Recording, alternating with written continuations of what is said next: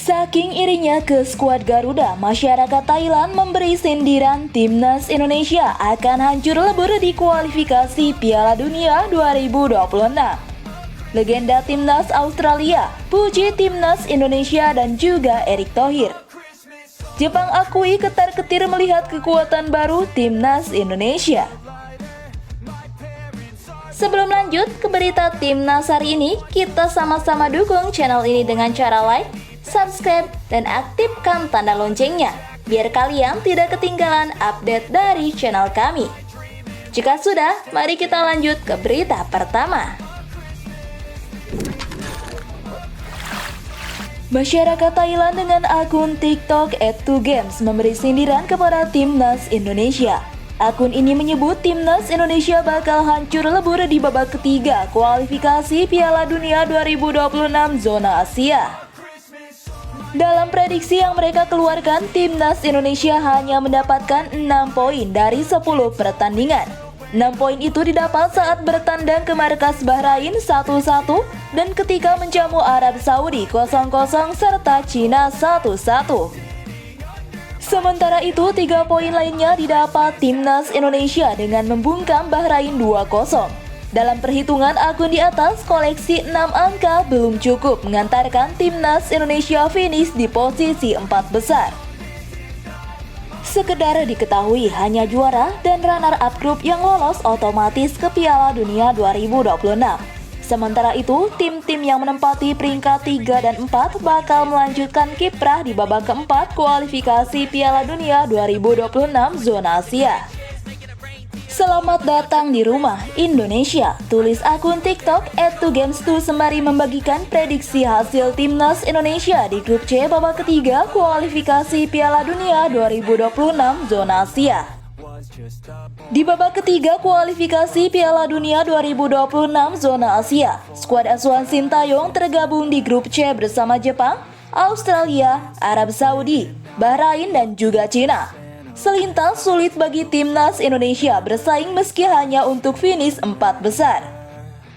Namun, apapun bisa terjadi di sepak bola, termasuk melihat tim yang tidak diunggulkan meraih hasil positif. Peluang timnas Indonesia bersaing di babak ketiga semakin besar jika PSSI berhasil mendaratkan pemain diaspora tambahan. Kabarnya, Federasi Sepak Bola Indonesia ini sedang mendekati sejumlah pemain keturunan. Dari beberapa nama yang dikaitkan, nama Ole Romeni FC Utrecht dan Kevin Dix FC Copenhagen yang paling santer terdengar akan dinaturalisasi menjadi WNI. Karena itu menarik menanti aksi timnas Indonesia di laga-laga grup C kualifikasi Piala Dunia 2026 zona Asia. Media Cina waspadai timnas Indonesia yang semakin kuat dengan pemain naturalisasi di kualifikasi Piala Dunia 2026. Ya, Cina akan menjadi salah satu lawan timnas Indonesia di babak ketiga kualifikasi Piala Dunia 2026 zona Asia.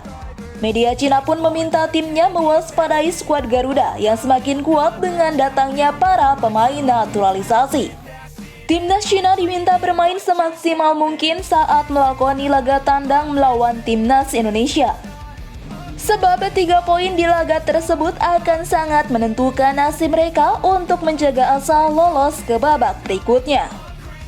Jika tim nasional sepak bola tidak bisa mengalahkan Indonesia di kandang sendiri, maka akan sangat sulit untuk maju ke babak selanjutnya sebagai peringkat keempat grup, tulis 163 dalam laporannya. Tim Indonesia sudah mempunyai banyak pemain naturalisasi yang bisa membantu, dan kekuatan mereka secara keseluruhan tidak bisa dianggap remeh, lanjut mereka.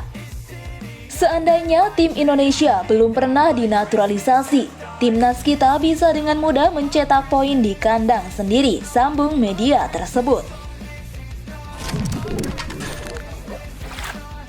Timnas Indonesia membuat Jepang ketar-ketir setelah skuad Garuda mencari kekuatan baru di Asia. Ya, pasukan Samurai Biru pun menanggapi serius 2 pertemuan mereka kontra skuad Garuda di putaran ketiga kualifikasi Piala Dunia 2026 zona Asia. Selain Jepang dan Timnas Indonesia, grup C putaran ketiga kualifikasi Piala Dunia 2026 diisi Timnas Australia, Timnas Arab Saudi, Timnas Bahrain, dan Timnas Cina. Jepang akan lebih dulu menantang tuan rumah Timnas Indonesia pada tanggal 14 November 2024 sebelum gantian menjamu skuad Garuda pada tanggal 10 Juni 2025 dalam grup C putaran ketiga kualifikasi Piala Dunia 2026. Kesan pertama kami adalah bahwa kami masuk ke dalam grup yang sangat sulit dan menantang, ujar Direktur Timnas Federasi Sepak Bola Jepang JFA, Masakuni Yamamoto dinukil dari YouTube Harimau Malaya. Masakuni Yamamoto mengungkapkan, Jepang akan mendapatkan tantangan ketika menjadi tamu kontra Timnas Indonesia yang kemungkinan digelar di Stadion Utama Gelora Bung Karno, Jakarta. Jadi pertandingan Jakarta melawan Timnas Indonesia akan menjadi pertandingan yang sangat menantang bagi kami, imbuh Masakuni Yamamoto. Masakuni Yamamoto tahu Timnas Jepang bakal menerima tekanan hebat dari puluhan ribu supporter Timnas Indonesia yang diperkirakan bakal memadati SUGBK. Kemudian kami tahu bahwa semangat pendukung Timnas Indonesia sangat bergairah. Itu juga sangat sulit bagi kami, ucap Masakuni Yamamoto. Kami juga tahu seberapa cepat Timnas Indonesia berkembang belakangan ini.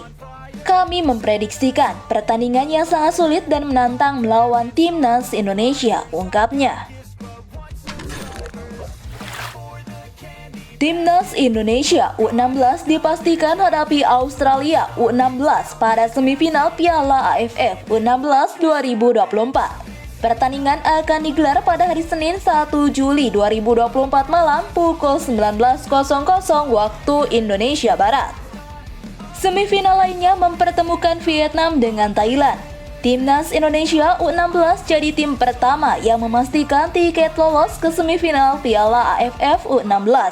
Berbekal 3 kemenangan, pasukan Nova Arianto berstatus juara grup A.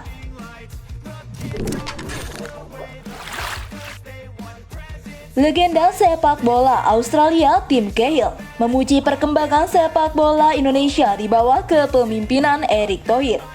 Ya, Timnas Indonesia jadi satu-satunya wakil Asia Tenggara di putaran ketiga kualifikasi Piala Dunia 2026 zona Asia. Pencapaian skuad Garuda selama diasuh oleh Sintayong mendapatkan perhatian dari legenda Timnas Australia Tim Cahill. Pria yang kini menjabat sebagai Direktur Teknik Timnas Qatar tersebut memuji pencapaian Timnas Indonesia. Pujian khususnya ditunjukkan untuk pencapaian di Piala Asia U23 2024. Saat itu Timnas U23 Indonesia berhasil mencapai semifinal dalam debutnya di turnamen tersebut. Lihat, mereka harus bangga karena perkembangan sepak bola di Indonesia, ujar Tim Cahill dikutip dari kanal YouTube Harimau Malaya. Tim Cahill kemudian memuji kepemimpinan Erick Thohir sebagai Ketua Umum PSSI. Erick Thohir dinilai mampu mengembangkan kompetisi Liga Domestik. Tim Cahill menilai bahwa Liga Indonesia memiliki potensi fans yang bersemangat dan para pemain muda potensial.